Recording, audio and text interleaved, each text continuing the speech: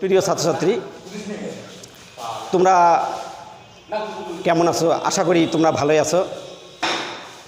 আমিও আল্লাহর রহমতে ভালো আছি। তা যাই হোক, আমি তোমাদের আজকে একটি নবম এবং দশম শ্রেণীর ইংরেজির দ্বিতীয় পত্র থেকে একটি ক্লাস নেব। তা তোমরা দীর্ঘদিন থেকে তো এই স্কুল থেকে বঞ্চিত। যাই স্কুল থেকে বঞ্চিত হলেও যাই হোক, যেখানে সমস্যা আছে সেখানে সমাধানও আছে।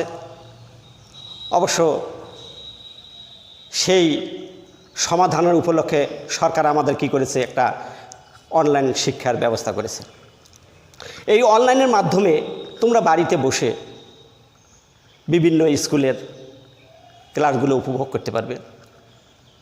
আজকে আমি একটি স্কুল থেকে আমি মোহাম্মদ ওবায়দুল হক, বড়বাড়ি শহীদ আবুল কাশেম উচ্চ বিদ্যালয় থেকে তোমাদের ইংরেজি দ্বিতীয় পত্রের গ্রামার আইটেমের একটি আইটেম নিয়ে আমি আলোচনা করব। আইটেমটির নাম হচ্ছে কমপ্লিটিং সেন্টেন্স। যারা ক্লাস 10-এ আছো তারা ওই বিষয়টা সম্পর্কে পুরোপুরি অবগত আছো, আর যারা ক্লাস 9-এ আছো তারাও আইটেমটা সম্পর্কে অবগত, তবে পুরোপুরি নয়, কারণ তোমরা তো অনেক দিন থেকে স্কুল থেকে বঞ্চিত। যদি কেউ বাড়িতে এই আইটেমগুলো ঘেঁটে থাকো, তোমাদের যে 11টা আইটেম রয়েছে, এই আইটেমগুলো যদি তোমরা চর্চা করে থাকো বা পড়ে থাকো, তাহলে হয়তো তোমরা এই বিষয়ে কিছু জানবে। আচ্ছা, যাই হোক, অনেক কথাবার্তা হলো। এখন আমরা আইটেমে যাব। There is some sentence hair.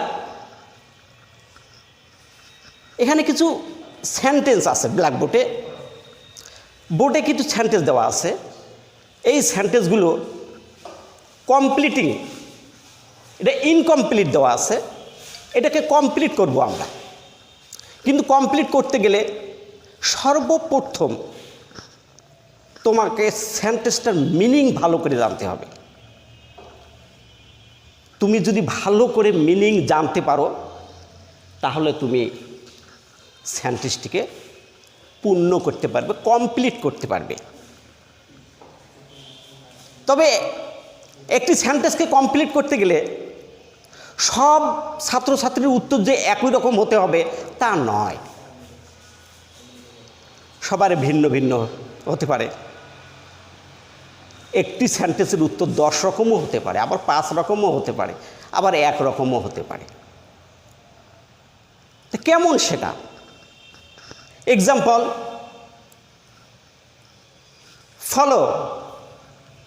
Follow the board, he is so four. He is so four. আমরা যদি এটা বাংলা মিনিং করতে যাই, তাহলে অর্থটা আসতেছে সে এতই গরিব। তাহলে এতই গরিব, সোর পরে কি বসবে, বসে বাক্যটিকে পূর্ণ করতে হবে। এটা বিষয়ে তোমাদের একটা ধারণা থাকতে হবে। সো থাকলে একটা দ্যাট আনতে হবে। দ্যাট দিয়ে তোমাদেরকে কি করতে হবে, এই সেন্টেন্সটিকে পূর্ণ করতে হবে। তবে সাবজেক্ট নেওয়ার পরে তোমাদেরকে একটা ক্যান নট অথবা কুড নট ব্যবহার করতে হবে। ক্যান নট বা কুড নট প্লাস ভার্ব দিয়ে বাক্যটাকে তোমরা সমাপ্ত করতে পারো। Follow the blackboard, he is so for that he can not buy all things. তাহলে আমরা একটু বাংলা মিনিংয়ে যাই, দেখি কি আসলো অর্থটা। সে এতই গরিব যে সব কিছু কিনতে পারে না। শুধু এটাই নয়, আমরা ইচ্ছে করলে আরও উত্তর তৈরি করতে পারবো। যদি আমরা বলি he is so for that he can not buy a new shirt. সে একটা নতুন শার্টও করতে পারে না। সে এতই গরিব যে একটা নতুন শার্টও করতে পারে না। তাহলে প্রিয় ছাত্রছাত্রী, এখানে আমরা কি বুঝতে পারলাম? যদি বাক্যে ছো থাকে তাহলে আমাদেরকে কি বসাতে হবে? একটা দ্যাট বসাতে হবে। দ্যাট বসিয়ে তারপর ভার্ব অনুযায়ী প্রথম ভার্বটা যদি প্রেজেন্ট হয় তাহলে ক্যান নট, সাবজেক্ট নেওয়ার পর সাবজেক্ট প্রথমে যেটা আছে পরবর্তীতে সেটাই হবে। একটা সাবজেক্ট নেওয়ার পর ক্যান নট বা কুড নট প্লাস ভার্ব নিয়ে বাক্যটিকে আমরা সমাপ্ত করব। আশা করি তোমরা এই নিয়মটা সবাই বুঝেছ। নেক্সট আমরা পরবর্তী নিয়মে যাব। হি ওয়ার্কস হার্ড সো দ্যাট। এখানে একটা ইনকমপ্লিট সেন্টেন্স দেওয়া আছে, কিন্তু বাক্যটার শেষে দেওয়া আছে সো দ্যাট। একটা গ্রামার রুল, এখানে গ্রামার রুল একটা চাচ্ছে আমাদের কাছে। আমরা কি রুল চাচ্ছে আমাদের কাছে? আমরা প্রথমে একটা দেখলাম দ্যাট বসে সাবজেক্ট নিয়ে ক্যান নট বা কুড নট ব্যবহার করলাম। এখানে আবার কি চাচ্ছে? তাহলে সো দ্যাটের পরে আমরা বসাইতে পারবো ওই একই জিনিস, ক্যান বা কুড, মে অথবা মাইট, এই চারটো জিনিস বসাইতে পারবো। তাহলে সাবজেক্ট নিতে হবে, তারপরে ক্যান বা কুড নিতে হবে, অথবা মে বা মাইট নিতে হবে। আমি তোমাদেরকে প্রথমটা আর দ্বিতীয়টা তোমাদেরকে আমি লিখিয়ে দেখাচ্ছি।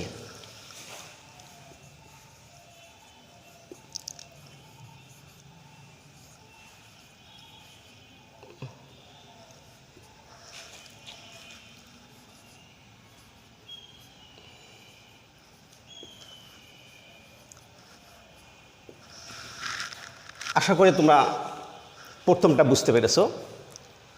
Next, he works hard so that. সে কঠোর কাজ করে যাহাতে। তো মানুষ কঠোর কাজ করলে, হার্ড ওয়ার্ক করলে, একজন ছাত্র যদি হার্ড ওয়ার্ক করে অথবা একজন মানুষ যদি হার্ড ওয়ার্ক করে তাহলে তা কি হতে পারে? অবশ্যই সাফল্য, সাকসিড, প্রসপার অবশ্যই আসবে।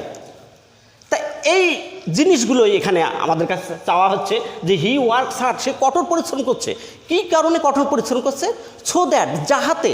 সো দ্যাটের বাংলা হচ্ছে আমাদের যাহাতে। যাহাতে কী কারণে? যাহাতে সে উন্নতি করতে পারে, জীবনে উন্নতি করতে পারে, অথবা জীবনে সাফল্য লাভ করতে পারে, অথবা জীবনে কি লক্ষ্য স্থানে পৌঁছিতে পারে। তাহলে আশা করি এই উত্তরগুলোর মাঝখান থেকে তোমরা একটা উত্তর জানা থাকলে হবে। হি ওয়ার্কস সো দ্যাট, যাহাতে he can prosper in life.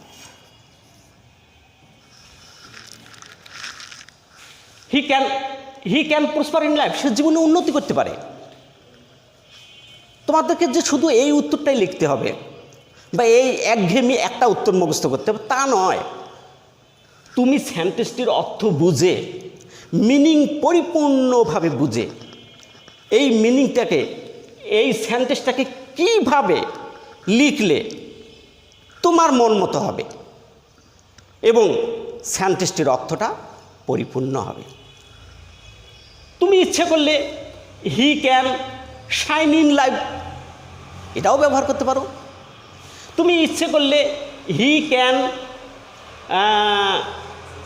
Can succeed in life এটাও ব্যবহার করতে পারো। আচ্ছা, he can reach in life, তুমি জীবনে রিচ গোল ইন লাইফ, তুমি জীবনের লক্ষ্য স্থানে পৌঁছতে পারো। তা যাই হোক, কমপ্লিটিং সেন্টেন্স আবার বলছি তোমাদেরকে যে কমপ্লিটিং সেন্টেন্স তোমাদেরকে করতে হলে সাম রুল আছে, কিছু রুল আছে। তোমাদের গ্রামার বইয়ে দেখবে কমপ্লিটিং সেন্টেন্সের চ্যাপ্টারটা বের করে তোমরা দেখবে যে কিছু রুল রয়েছে সেখানে বিভিন্ন। এই যে আমি যেমন বললাম প্রথমটা সো দ্যাট দ্যাট, এরকম একটা রুল রয়েছে। সো দ্যাটের একটা রুল রয়েছে, হ্যাঁ সো দ্যাটের একটা রুল রয়েছে। আচ্ছা, আর একটা আমরা নিয়মে যাই। বাক্যে যদি লিস্ট থাকে, লিস্ট মানে পাশে ভয় হয় যে, পাশে ভয় হয় যে এই জিনিসটা আমি করতে পারবো কি না, পাশে ভয় হয় যে। লিস্টের পর একটা সাবজেক্ট নিয়ে তোমাকে শুড অথবা মাইট ব্যবহার করতে হবে। আচ্ছা, ওয়াক ফাস্ট, তাড়াতাড়ি হাঁটো, লিস্ট নইলে পাশে ভয় হয় যে, কী হবে, পাশে কী ভয় হচ্ছে তুমি, যে ট্রেনটা তুমি ধরতে পারবে কি না, বাসটা তুমি ধরতে পারবে কি না, ক্লাসটা তুমি ধরতে পারবে কি না। তাহলে হি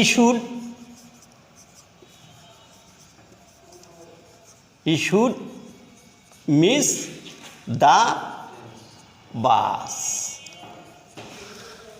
তাহলে আমরা এখানে বুঝতে পারলাম, পরিষ্কারভাবে বুঝতে পারলাম যে লিস্ট যদি থাকে, তোমরা একটা সাবজেক্ট দিবে, সাবজেক্টের পরে তোমাদেরকে শুড অথবা মাইট ব্যবহার করতে হবে। তোমাদের শুড বা মাইট যদি তোমরা ব্যবহার না করো তাহলে কিন্তু হবে না। আর এই লিস্ট যে বাক্য থাকবে ওই বাক্যটা সবসময় তোমাদেরকে নেগেটিভ অর্থ প্রকাশ করবে।